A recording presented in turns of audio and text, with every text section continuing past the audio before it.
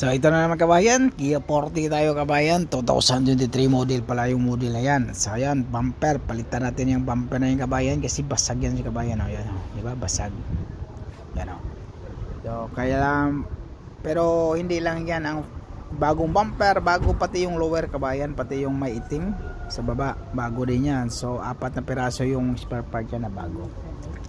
2023 model kabayan ha, bagong modelo pa pala yan. Yung Kia 40 naman maganda siya sa pormahan talaga din. Yung mukha niya maganda. Tingnan mo kabayan, so tinanggal na natin yung clip lang yan, saka pwede natin sa taas yung dugtungan ng fender, saka yung sa bumper mayroong yan siya, mayroong pwede mo tanggalin ng Phillips screw, pwede mo rin tanggalin ng 8mm na sakit yan. Tapos sa baba mga clip na yan sa kabayan, sa baba yan.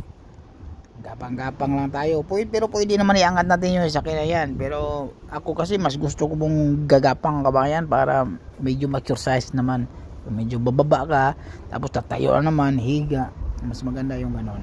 Ang katulad yan, yan, kasi exercise din yan yung kabayan para hindi na tayo kailangan mag-exercise. yan na yan ang exercise natin. Yan mga clip na yan sa kabayan sa baba, ano. Tapos sa taas naman 10mm yan sakit. Tapos tingnan mo kabayan, diba? Yan, pack clips lang yan siya, tanggal. Tapos yan, ganun lang kasimple tanggalin yung kabayan. Wala na palang plug light to kabayan, wala nang plug light siya. Tapos dyan, diba, tinanggal ko na, Phillips screw yung ginamit ko. Pero masin pa rin tayo. Tapos batakin mo lang yung kabayan, hilahin mo kabayan po, titingnan mo. Diba? Saglit lang, walang problema, pero matibay pag mga Kia, matibay. Hyundai, matibay yung gilid yan. Hindi katulad sa ibang sasakyan, malambot lang. Tapos sa taas naman siya kabayan, 4 na 10mm lang yan siya, nasakit.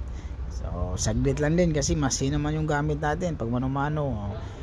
Sa 2, 3, 4 na piraso lang. Tapos yun, tanggal na siya kabayan. Diba?